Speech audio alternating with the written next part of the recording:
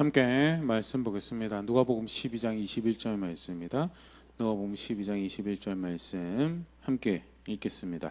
자기를 위하여 재물을 쌓아두고 하나님께 대하여 부여하지 못한 자가 이와 같으니라. 아멘. 지난 주일 오후 이어서 우리 요리문답 계속 함께 살펴볼 텐데요. 오늘 요리문답 1번 다시 한 번 더 함께 살펴보도록 하겠습니다. 같이 한 번 더 읽어보면요. 살아서나 죽어서나 당신의 유일한 위로는 무엇입니까? 일문이었죠. 전체 내용을 포괄적으로 함축적으로 소개하고 있는 부분이기도 하고요. 답은 나는 나의 것이 아니고 사나 죽으나 몸과 영혼이 모두 나의 신실하신 구주 예수 그리스도의 것입니다. 주께서 보배로운 피를 흘려 나의 모든 죄값을 치러주셨고 마귀의 권세로부터 나를 자유롭게 하셨습니다. 또한 하늘에 계신 나의 아버지의 뜻이 아니고는 나의 머리카락 하나라도 나의 머리에서 떨어지지 않는 것과 같이 주님께서는 나를 항상 지켜주십니다. 실로 모든 것이 협력하여 나의 구원을 이룹니다. 내가 주님의 것이기에 주께서 성령으로 말미암아 내게 영원한 생명을 보증하시고 지금부터 나의 온 마음을 다하여 기꺼이 주를 위하여 살도록 인도하십니다. 위로라는 단어를 사용하여서 정말 진정한 만족이 무엇인지 또 바라야 될 평화가 무엇인지 실제로 목적하고 살아가야 될 인생의 방향성이 무엇인지에 대해서 이제 분명히 성경이 가르치는 것 가지고 이렇게 소개를 하고 있죠. 삶에 있을 때 죽음에 있을 때 무엇이 진정한 정말 유일한 사실은 삶에서 찾을 수 있는 여러 가지 위로들이 있죠. 그러나 그런 일시적인 죽음을 마주하고는 전혀 소용이 없는 그런 위로들 말고 살아있을 때도 죽어있을 때에도 상관없이 유일하게 위로가 되는 것이 무엇이냐라고 할 때 내가 그리스도의 것이 되었다라는 것이 실로 나의 유일한 위로입니다. 그러면 그 그리스도의 것이 되었다라는 것이 의미하는 바에 대해서 쭉 설명하고 있죠. 그리스도의 것으로 삼으시기 위해서 베푸신 은혜 그 안에서 주님의 것을 여기시며 더불어서 주의 것을 지금도 인도하고 계시는 은혜에 대해서 쭉 그것이 총체적으로 다 포함하고 있는 것이 예수님의 것이 되어 그리스도 안에서 하나님의 것이 되었다라는 것을 의미하는 것이고 그게 사실은 성도의 유일한 위로다라는 것. 조금 더 이 부분에서 같이 생각을 해보려고 하는데요. 특별히 예수님께서 말씀하신 두 가지 비유를 함께 살펴보면서 예수님의 것이 되는 것이 하나님 것으로 살아가는 것이 진정 인생의 위로구나라는 것을 한 번 더 보도록 하겠습니다. 먼저 누가복음 12장에 있는 한 부자에 대한 이야기를 보면요. 누가복음 12장 16절 18절 말씀 같이 보면 또 비유로 그들에게 말하여 이르시되 한 부자가 그 밭에 소출이 풍성하며 심중에 생각하여 이르되 내가 곡식 쌓아둘 곳이 없으니 어찌할까 하고 또 이르되 내가 이렇게 하리라 내 곡간을 헐고 더 크게 짓고 내 모든 곡식과 물건을 거기 쌓아두리라. 한 부자가 있으면 예수님께서 이제 메시지를 가르치시려고 또 이해를 돕기 위해서 비유로 이제 그 메시지를 설명을 하시는데요. 부자가 있습니다. 밭에 소출이 소유가 풍성하게 맺어지는 그런 일이 있었고요. 이것을 어떻게 할까라고 했을 때 이 부자가 굉장히 지혜롭죠. 잘 비축할 수 있는 방법을 생각해냅니다. 순간의 즐거움에서 낭비하거나 소비하는 것이 아니라 또는 생각 없이 이렇게 긴 안목을 가지지 못하고 순식간에 소비하는 그런 선택을 하는 것이 아니라 장기적으로 비축해서 지혜롭게 그것을 자신을 위해서 잘 사용할 방법들을 생각을 해내죠.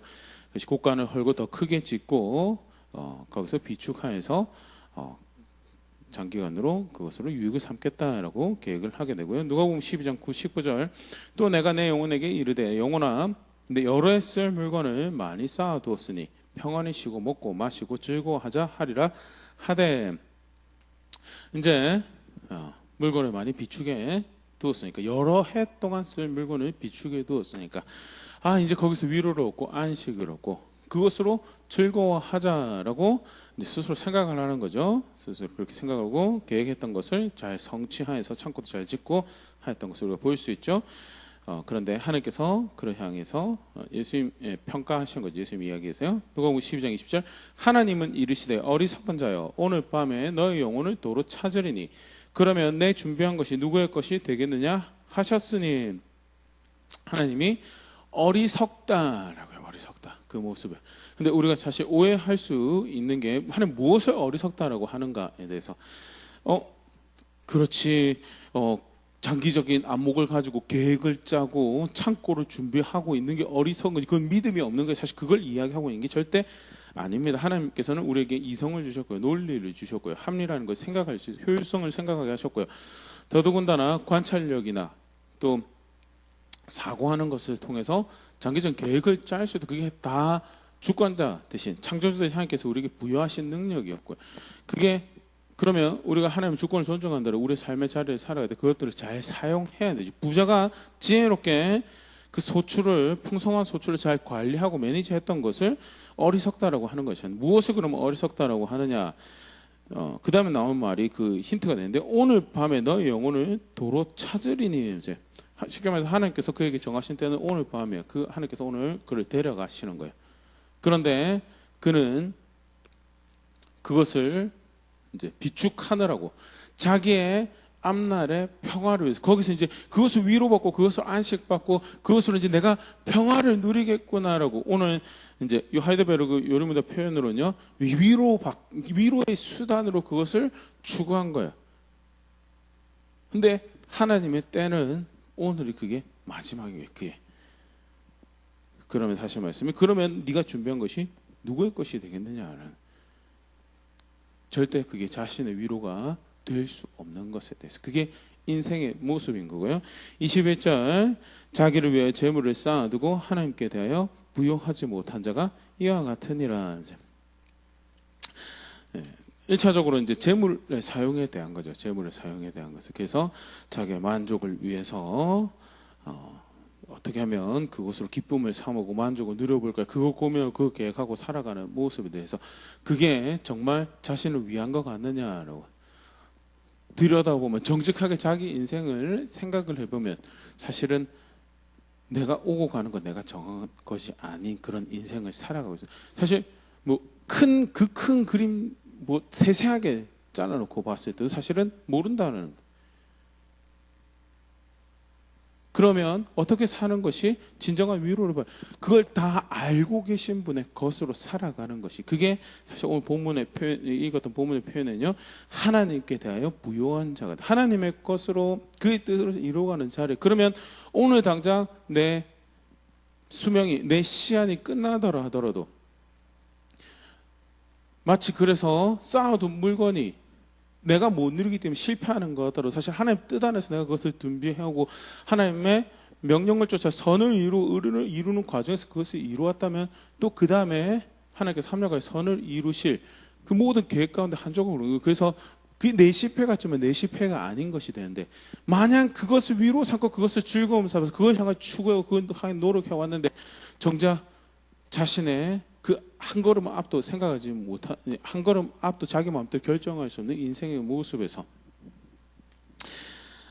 절대 그것이 진정한 위로가 될 수 없다는 것. 그게 진정한 행복과 평화를 바라는 모습이 될 수 없다라는 것이 사실 예수님께서 이야기하신 1차적으로 표면적으로는 소유와 재물의 사용에 대해서 말씀하신 거지만요. 그 저변에 깔리는 이해는요. 오늘 하이델베르그 요르문답에서 살펴보는 무엇이 진정한 위로인가에 대해서 무엇이 내가 진정 추구해야 될 위로인가에 대해서 다시 이렇게 점검해 볼 수 있는 그런 이 메시지를 주고 있죠. 야고보서 4장 13절 14절 보면 비슷한 말씀을 하고 있습니다. 들으라 너희 중에 말하기를 오늘이나 내일이나 우리가 어떤 도시에 가서 거기서 1년을 머물며 장사하여 이익을 보리라 하는 자들아 내일 일을 너희가 알지 못하는도다. 너희 생명이 무엇이냐 너희는 잠깐 보이다가 없어지는 안개니라.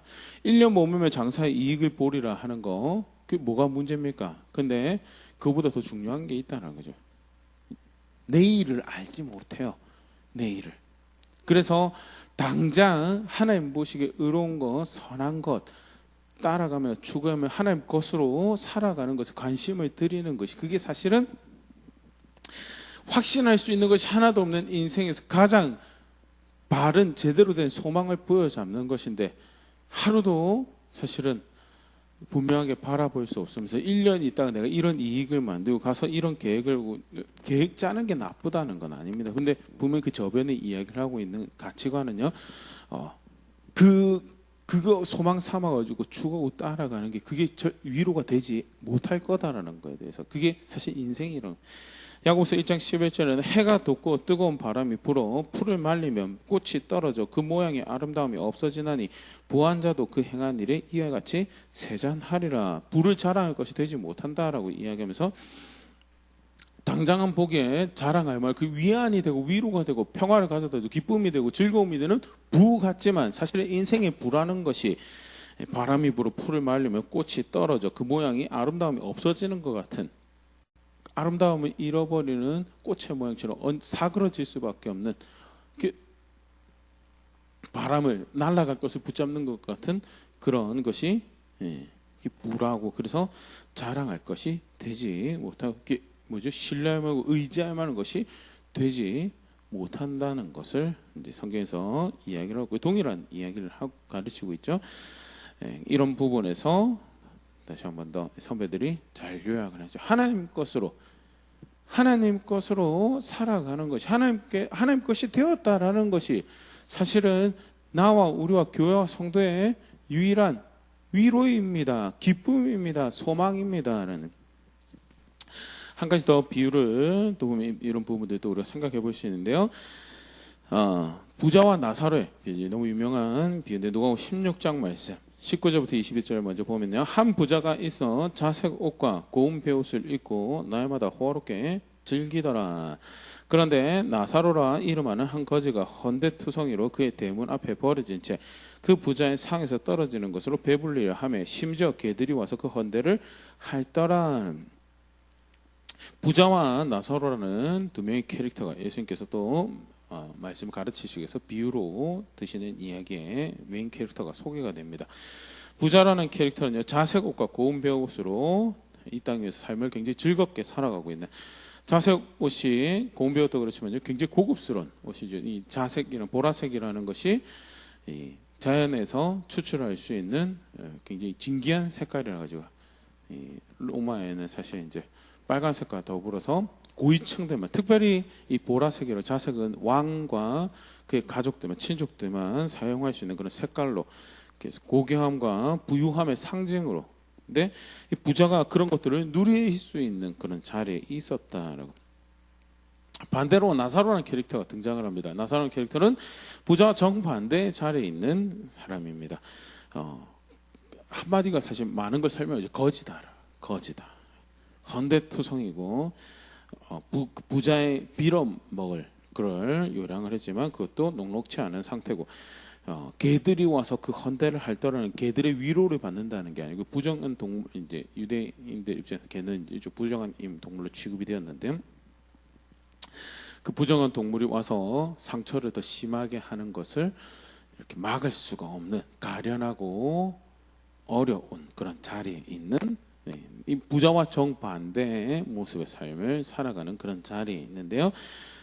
그런데 이야기가 흥미롭게 이어져가는 것이, 단순히 이 땅에서 살만 극과 극단적으로 차이가 반대에 있는 것이 아니라 죽고 난 다음에 극단적으로 반대 자리에 있다는 것이 계속 이어지는 이야기에서 소개가 되죠. 22절부터 보면요. 이에 그 거지가 죽어 천사들에게 받들려 아브라함의 품에 들어가고, 부자도 죽어 장사되매 그가 음부에서 고통 중에 눈을 들어 멀리 아브라함과 그의 품에 있는 나사로를 보고 불러 이르되, 아버지 아브라함이여, 나를 긍휼히 여기사 나사로를 보내어 그 손가락 끝에 물을 찍어 내 혀를 서늘하게 하소서. 내가 이 불꽃 가운데서 괴로워하나이다. 아브라함이 이르되, 예, 너는 살았을 때 좋은 것을 받았고 나사로는 고난을 받았으니 이것을 기억하라. 이제 그는 여기서 위로를 받고 너는 괴로움을 받느니라. 그뿐 아니라 너희와 우리 사이에 큰 구렁텅이가 놓여 있어 여기서 너에게 건너가고자 하되 갈 수 없고 거기서 우리 건너올 수도 없게 하였느니라. 나사로는 죽어서 아브라함의 품으로 이야기되죠. 낙원에 있고, 반대로 부자는 이 땅에서 부유함을 누렸고 많은 안식을 누렸지만, 위로를 얻었지만, 이 땅에서는요, 반대로 죽어서는 음부라는, 속칭 이제 지옥이라는 거죠, 떨어져서 불 가운데 고통받는 자리에 있더라는, 단적으로 두 가지를 분명히 이야기하고 있는데요. 여기서 결정되어진 건 이제 복구가 안 된다는 거죠.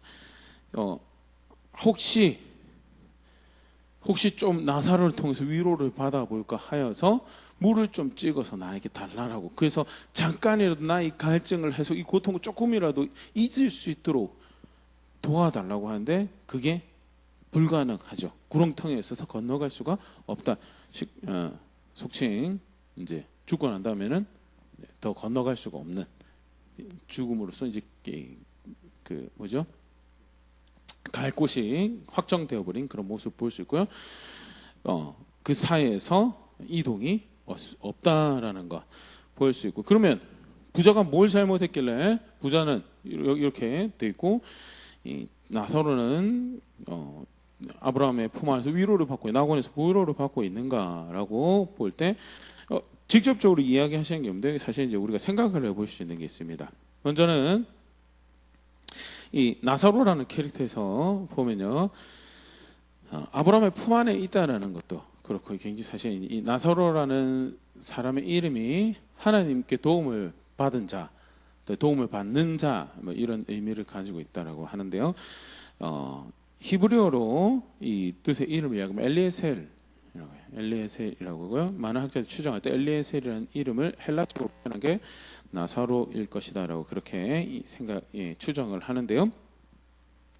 엘리에셀이라고 하면 아브라함의 충성된 종이었죠. 그래서 심지어는 이삭이 태어나기 전에는 후계자로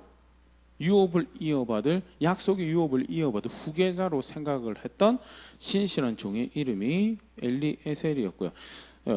더더군다나 그가 죽고 나서 아브라함 품에 있었다라는 것이 이제 그런 아브라함과 엘리에셀 사이 가졌던 이제 그런 그 엘리에셀의 신실함의 모티프를 가져온 것이 연상하도록 하는 그 나사로가 사실은 이제 그런 사람이다라기보다는요, 그런 연상할 수 있도록 장치가 되고요.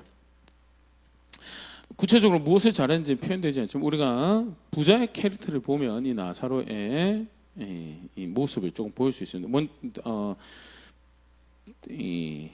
그죠? 나사로는 이름이 나사로라고 소개되어져 있는데요. 부자는 이름이 소개되어 있지 않죠. 여러 가지 이유를 생각을 해볼 수 있지만 한 가지 생각을 해볼 수 있는 게요.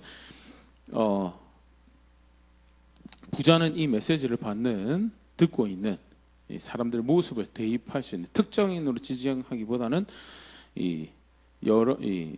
자기 모습을 생각해 볼 수 있는 가상의 인물의 빈 공간을 두는 그런 메시지처럼 볼 수 있다는 게 사실 이 메시지에 이 부자의 이름이 소개되지 않는 여러 이유 중에 하나로 생각할 수 있는 거고요. 나아가서 그러면 부자는 누구를 연상시키고 있는가라고 할 때 어떤 문맥에서 사실 이 예수께서 이 메시지 주시냐면 하나님 말씀을 가지고 있다라고 하지만 하나님 말씀보다 돈을 더 사랑해서 하나님 말씀대로 살아가고 있지 않는 바리새인들을 사실 지적을 한 게 그 앞에 등장을 하면 누가복음 16장 14절에요. 바리새인들은 돈을 좋아하는 자들이라 이 모든 것을 듣고 비웃건을. 예수님 가르침에 대해서 돈을 더 사랑하다 보니까 하나님 말씀을 가지고 있다면서 하나님의 아들의 복음을 받아들일 수가 없는 상태에 있었고요. 이제 그런 부분들이 이제 다시금 예수님께서 비유로 이제 그들의 상태를 이야기하시는 것으로 이야기되어지고, 이 부자의 고백에서 그가 이제 유대인인, 그래서 하나님 백성이 이제 비유로 되어지는 것들을 이제 볼 수가 있는데요. 먼저 아브라함을 아버지 아브라함이라고 부르는 것이 이제 또 하나 볼 수 있는 부분이죠. 아브라함을 존중하는, 아브라함의 후예, 아브라함을 조상으로 알고 있는 아브라함의 후예로, 그래서 아브라함 아버지라고 부르는 모습에서 그가 유대인인 것을 우리가 생각을 해볼 수 있고요. 또 이제 뒤에 보면 모세와 선지자를 이야기하고 다음에 죽은 자가 살아서 돌아가는 어떤 영적인 신비 이런 것들을 이야기하는 부분에서 더더군다나 이제 이런 그 유대인들의 모습을 연상해 볼 수 있는 그런 것들이 있죠. 속칭 나름 하나님의 것이라고, 하나님에 의해서 선택되진 하나님의 것이라고 하지만 실상은 이 땅의 부유함을 즐거움을 하고 이 땅에서 하나님의 것으로 살아가는 것에 관심보다는 이 땅에서의 즐거움을, 바리새인들로 치면 로마와의 관계에서 자기들의 이익을 추구하고 자기들의 권력을 잡을 수 있는 그 현상을 유지하려고 했던, 요한복음 통해서 고발되어지는 종교 지도자의 안타까운 모습이죠. 하나님 말씀을 가지고 있다라고, 그것을 따라 산다라고 하지만 실상은 버리고 싶은 거 자기들 마음대로 버리고 존중하지 않고, 그래서 하나님 것으로 살기보다는 자기가 계산할 때 이 땅에서 나의 위로가 무엇이 되는 거, 내 이익이 무엇이 되는 거에 훨씬 더 빠른 삶을 살아가고 있던 그들의 모습을 빗대어서 지금 이야기하고 있는 것이 사실은 이제 부자고요. 반대로 이 땅에서 괴로움을 당하고 있다. 그 바리새인들에 비하면 괴로움을 당하고 있는 자들이다라는 측면이 사실 이제 이 나사로의 모습에서 생각을 해볼 수 있고요. 예수님을 따르는 자들 또는 예수님 때문에 핍박받고 어려움 당하는 자들, 이런 모습들을 생각을 해볼 수가 있죠. 그래서 아까 좀 전에 읽었지만 25절에 부자가 괴로움을 당하는 이유에 대해서, 넌 살았을 때 좋은 것을 받았고, 분명히 그 죄명에 대해서 이야기를 하고 왜 이런 고통을 당하는가에 대해서 땅의 것으로 위로를 받고, 구체적으로 막 범행에 대해서 막 지옥 갈 만한 범죄를 저질렀다 이걸 이야기하고 있지 않아요. 근데 큰 범주 안에서 실제로 사실 하나님 뜻과 전혀 다른 상관이 없는 삶을 살았던 모습을 보일 수 있는 게, 살았을 때 좋은 것을 받고 이 땅에서의 위로를 추구하고 이 땅에서 평안을 추구하고 살았던 모습이죠. 그 결과가 사실은 이게 인생의 모습인 거에 대해서 다시 볼 수 있도록 소개를 하고 있고요. 계속 이제 보겠습니다. 27절. 그러면 이르되 그러면 아버지가 구하노니 나사로를 내 아버지의 집에 보내소서. 내 형제 5이 있으니 그들에게 증언하게 하여 그들로 이 고통받는 곳에 오지 않게 하소서. 아브라함이 이르되 그들에게 모세와 선지자들이 있으니 그들에게 들을지니라. 이제 부자가 자기 집으로 자기 가족들에게로 돌려보내서 자기 형제들이 이 고통 당하는 자리에 오지 않게 해달라고 이야기하면서 할 때, 아브라함이 모세 선지자 그들에게 때, 모세 선지자는 사실은 하나님의 말씀을 일컫는 거죠. 이런 측면에도 이 부자의 정체 배경에 대해서 하나님의 말씀을 가지고 있던 유대인들을 이야기를 하는 것으로 볼 수 있고요. 형제 5이 있는데 그들 하나님 말씀 상관없는 삶을 살아가고 있었다는 것은, 이 부자 역시 그런 삶을, 말씀은 분명히 모세의 선지자를 가지고 있지만 하나님 뜻과는 하나님의 선택받은 백성으로서, 그의 소유된 백성으로서 살아가는 그런 삶은 살지 않았던 그런 자리에 있었던 것을 이제 또 다시 볼 수 있고, 이 부자라는 캐릭터가 누구를 이야기하는지 또 볼 수 있는 장면이죠. 죽었다가 살아나면 더 효과적이지 않겠습니까? 라고 이야기를 하는데, 하나님 말씀이면 충분하다라고 부자가 다시 한번 이야기하죠. 누가복음 16장 30절. 이르되 그렇지 아니하니이다. 아버지 아브라함이여 만일 죽은 자에게서 그들에게 가는 자가 있으면 회개하리이다. 이르되 모세와 선지자들에게 듣지 아니하면 비록 죽은 자 가운데서 살아나는 자가 있을지라도 권함을 받지 아니하리라 하였다 하시니라. 이제 죽은 자에게 속칭 이제 경험하고 신비한 일이 벌어지고 그러면 그들이 회개할 것입니다라고 이야기를 하는 거죠, 부자가. 근데 땅의 것에 소망을 두고 땅의 것을 위로를 받고 그렇게 그 욕심으로 살아가는 자는, 죽은 자가 살아서 돌아와도 아무런 소용이 없을 것이다라는 것이 예수께서 이 비유의 맨 마지막에 이야기하신 부분인데요. 죽었다가 살아 돌아온 자가 사실은 예수님 죽었다가 살아 오시죠. 그럼에도 불구하고 유대 지도자들이 받아들이지 않죠. 그것 또한 포장해서, 그것 또한 몽땅 것을 무시하고 지나가려고 했던 것이 사실은 이제 복음서를 마무리하면서 기자들이 기록을 하고 있는, 마태복음에서도 우리가 발견할 수 있고요, 누가복음에서도 우리가 볼 수 있는 그런 모습들인데요. 왜 하나님의 말씀을 존중하는 것이 없는, 하나님 말씀조차서 하나님 소유가 된다는 게 사실 거죠. 하나님 소유가 된다는 것이 그 주권을 존중하여서 그의 권리를 내가 그리스도의 것이 되었다, 하나님의 것이 되었다는 그의 권리를 존중해서 그의 뜻 안에 살아가는 것이 결국 모사 선지자의 귀를 기울일 수 있는 자세인데, 모사 선지자는 가지고 쉽게 말해서 하나님 것이다라는 자의식은 있지 모르겠지만 실제로 하나님 것으로 살지 않는 그런 자, 결국 그러면서도 결국 양심 속이고 생각 속에서 욕심 따라가고 있기 때문에, 이 땅의 즐거움을 따라가고 있기 때문에 안 들을 거다. 사실 이런 모습도 성경에서 많이 참 이렇게 담으로 말씀 볼 때 그런 이야기 했었는데요. 뭐죠? 물 갈라지고 물 가운데 길을 내어서 걸어갈 수 있도록 해주시고, 하늘에서 만나가 내려오고, 그러면 하나님 잘 믿을 것 같죠? 신앙생활 잘할 것 같죠? 광야에서 죽었던 선배들이 아니다라고 증언합니다. 인생의 광야에서 그 하나님 비방하고 불신앙을 계속해서 드러냈던 그들이 특별히 악해서 그렇습니다라고 이야기할 자신감이 없죠. 우리에게. 우리 모습이 결국 그게 인생의 모습이고요. 경험하면 다 될 것처럼, 또 어떤 특별한 사건을 마주하면 다 될 것처럼 아니죠. 그걸로 되는 거 절대, 신앙에서 그렇게 될 것 같으면 엘리야가 갈멜산에서 기도해가지고 하나님이 불 내려 보내셨고, 그럴 때 난리가 났게 온 나라가 절대 그러지 않았죠.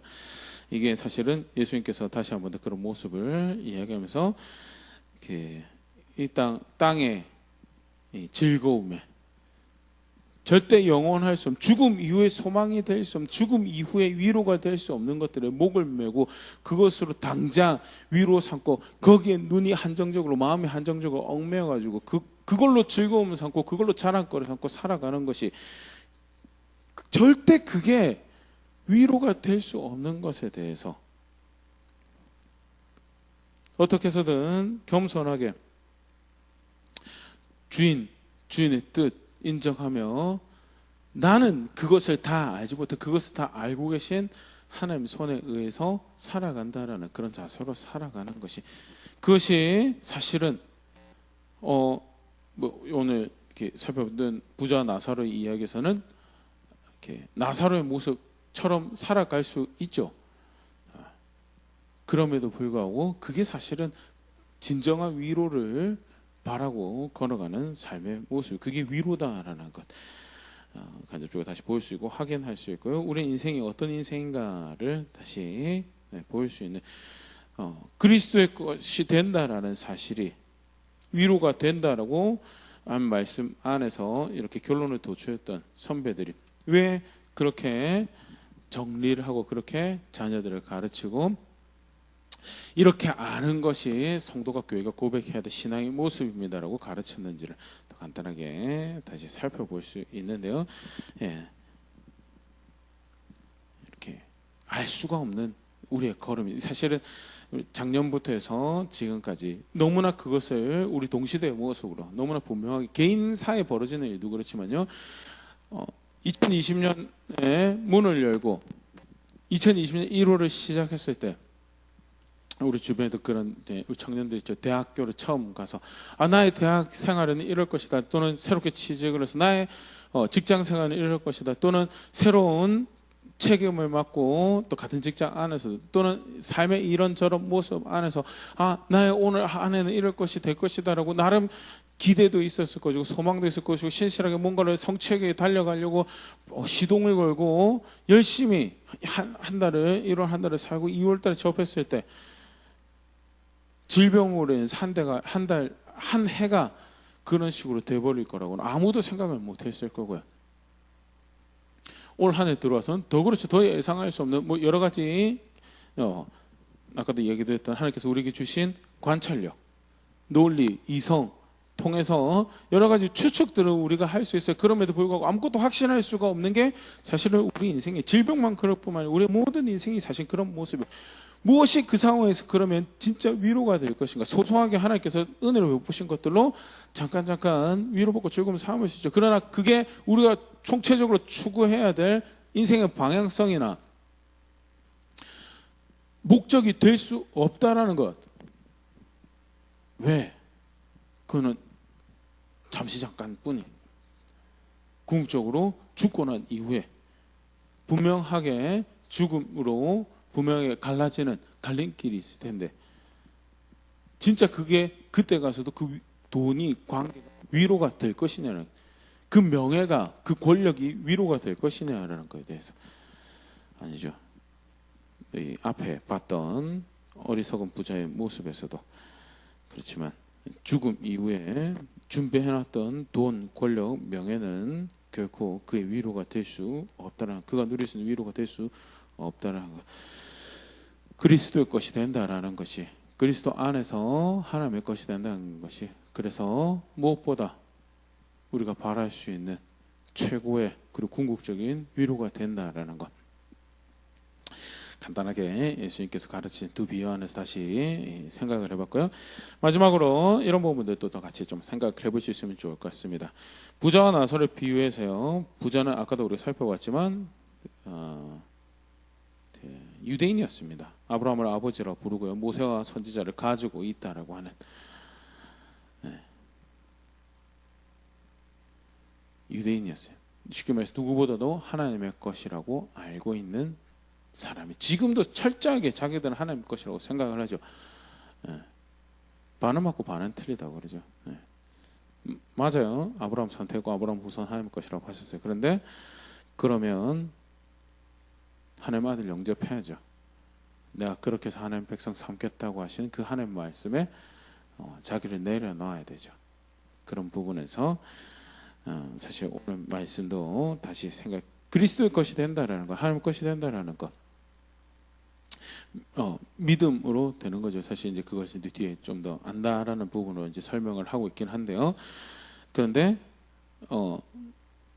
유대인이라는 것도 자신할 수가 없어요.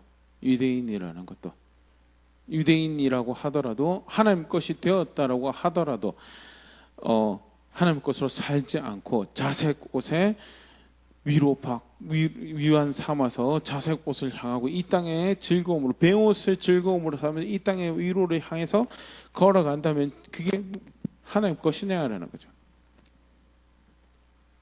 아브라함을 아버지라고 불러도요, 실제로는 아브라함의 본을 따르는, 그가 하나님을 믿어서 순종해서 걸어갔던, 그 땅을 지키면서 살아갔던 걸음들,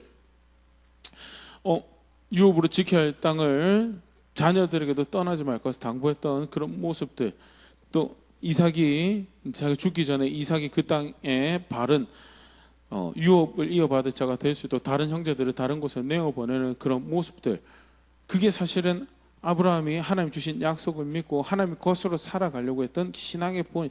아브라함을 아버지라고 부르는데 여전히 살아가는 모습은 배옷과 자색 옷을 호화롭게 즐기는 것을 위로 삼아서 살아갈 수 있고요.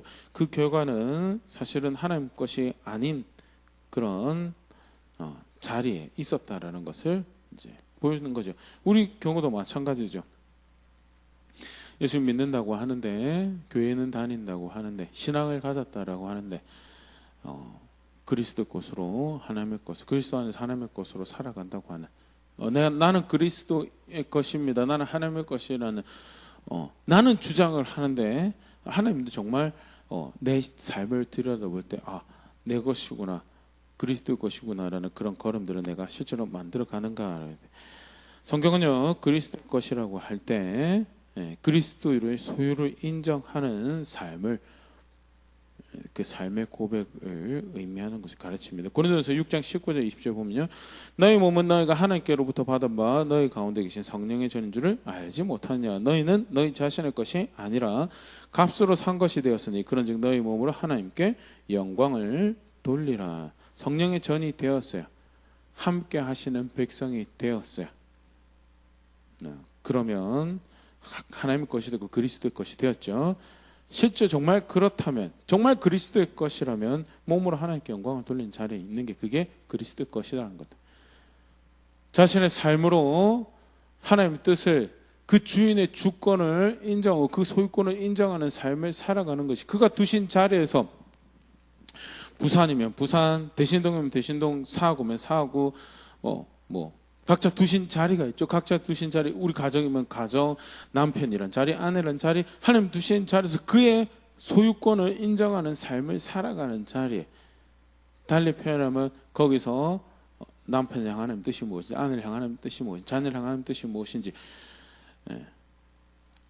이웃과 관계한 자리에서 하나님 뜻이 무엇인지 그것을 인정하고 어떻게 해서 그걸 이루려고 살아가는 자리에 있는 것이, 그게 삶으로 하나님께 영광을 돌리는, 그게 자신의 삶에서 내가 하나님의 것입니다라고, 내가 하나님께 선택하셔서 함께하는 백성 삼으시겠다고 하는 바로 그 그리스도의 것입니다라고 고백하는 삶에, 실제로 그게 그리스도의 것으로 하나님 것으로 사는 거다라는, 그게 하나님 것이 되었다라는 고백이다라는 것.